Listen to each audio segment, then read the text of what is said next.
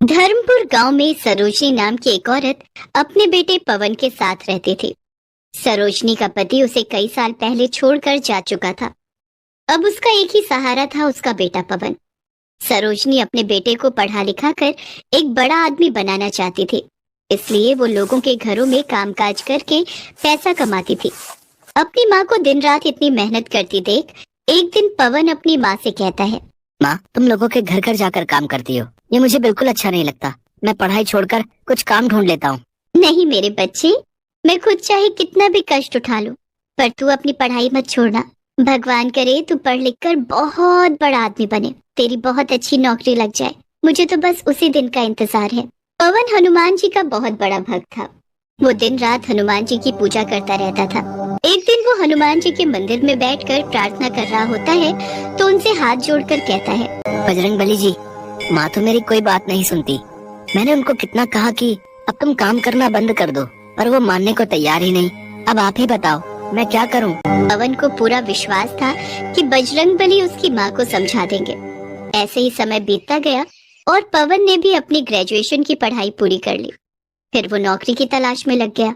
वो सुबह उठकर हनुमान जी के मंदिर में जाकर पूजा पाठ करता, उसके बाद नौकरी की तलाश में निकल जाता। लेकिन सारा दिन भटकने के बाद भी उसे कहीं नौकरी नहीं मिलती। फिर वो निराश होकर घर वापस लौट आता। एक दिन उसे उदास देखकर सरोजनी ने कहा, पवन बेटा, तू इतना उदास क्यों है? आज नहीं तो कल तुम्हें नौकरी जरूर मिलेगी। हाँ, मैं कुछ दिन नौकरी की तलाश और करूँगा, लेकिन अगर फिर भी कहीं मुझे नौकरी नहीं मिली तो फिर मैं मेहनत मजदूरी ही कर लूंगा। नहीं बेटा, मैंने तुझे मजदूरी करने के लिए थोड़ी ही इतना पढ़ाया लिखाया है। तू कोशिश करता रहे, एक दिन सब ठीक हो जाएगा। अगले दिन सवेरे जल्दी उठकर पवन फिर से नौकरी की तलाश में निकल पड़ता है। अपने घर से कुछ दूर चलने पर ही उसे अपने स्कूल के पुराने मास्टर जी मिल जाते हैं। नमस्कार मास्टर जी, कैसे हैं आप? मैं बिल्कुल ठीक हूँ पवन, तुम बताओ तुम कैसे हो? अच्छा, वैसे तुम कहीं जा रहे हो? मैं तो तुम्हारे घर ही आ रहा था। हाँ मास्टर जी, मैं नौकरी की तलाश में निकला हूँ। खैर आप बताइए, आपने कहा आप मेरे घर ही आ रहे थे, कुछ काम था क्या? हाँ बेटा, पास के ही अयोध्या गांव में एक मास्टर जी पढ़ाते थे, लेकिन अब वो रिटायर हो चुके हैं। उनकी जगह पर कोई नए मास्टर जी आने वाले थे, लेकिन वो आ नहीं पाए। अगर तुम एक हफ्ते तक उस स्कूल के बच्चों को पढ़ा सको तो प्रिंसिपल से कहकर तुम्हारी नौकरी परमानेंट करवा सकता हूँ।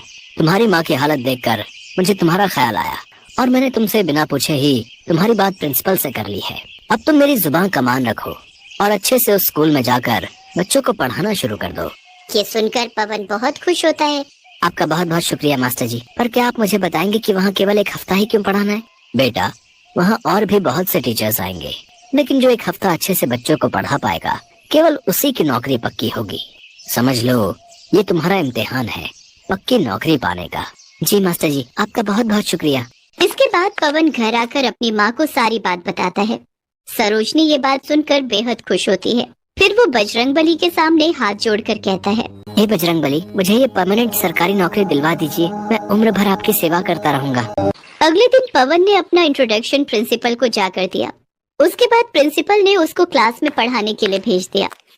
क्लास में पहुंचते ही सभी बच्चे पवन मास्टर जी से कहते हैं, गुड मॉर्निंग टीचर। लेकिन तभी वो कहता है, बच्चों, गुड मॉर्निंग नहीं, राम राम कहा करो, इससे भगवान राम तुम्हारे सारे काम बना देंगे। बच्चों को नए मास्टर जी बहुत अच्छे लगते हैं। वो सारा दिन बच्चों को रामायण सुनाते रहते और उनको सारी चौपाइयाँ याद करवा देते। ऐसे ही एक हफ्ता बीत गया। फिर प्रिंसिपल क्लास में आते हैं। तभी सब बच्चे राम राम कहकर उनको वेलकम करते हैं। उसके बाद प्रिंसिपल उनसे पूछते हैं, बच्चों, तुम्हें मास्टर जी ने क्या क्या सिखाया, कुछ बताओ।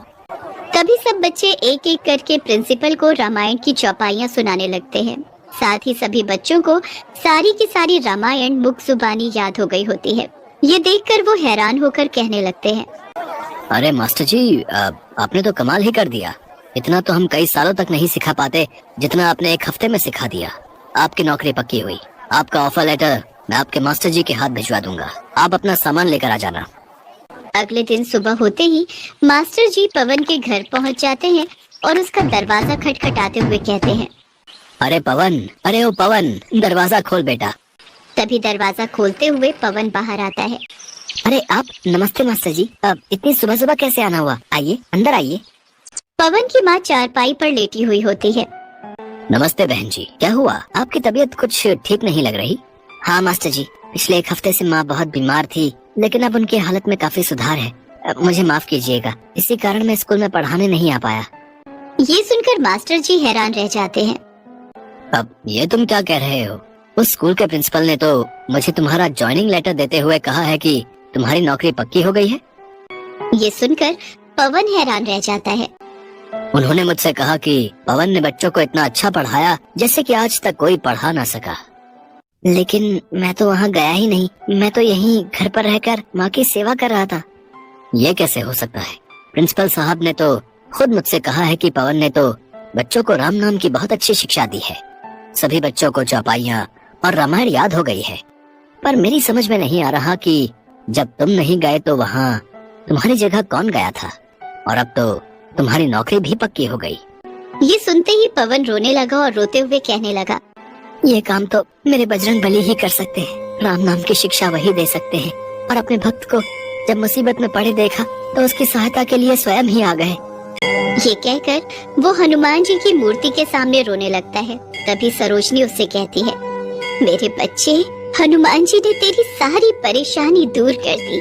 उन्होंने तुझे तेरी मेहनत का फल दे दिया मेरे बच्चे। मास्टर जी ये सब देखकर हैरान रह गए और वो पवन से कहने लगे, पवन बेटा, बजरंगबली स्वयं तेरी सहायता के लिए दौड़े दौड़े चले आए। उनकी तुझ पर बहुत कृपा है। अब तो उनका नाम लेकर कल से नौकरी पर लग जा। अगले दिन सुबह सुबह पवन मंदिर गया और हनुमान जी का जप करने लगा। उसके बाद वो स्कूल जाकर अच्छे से बच्चों को पढ़ाने लगा। इसके बाद वो हर रोज स्कूल जाने से पहले और आने के बाद हनुमान जी के मंदिर जरूर जाता और वहाँ बैठकर ध्यान लगाता। इसके बाद उनके अच्छे दिन आ गए। सरोजनी ने भी काम छोड़ दिया। अब उन्हें किसी चीज की कोई कमी न थी। सरोजनी और पवन अच्छे से अपनी जिंदगी व्यतीत करने लगे।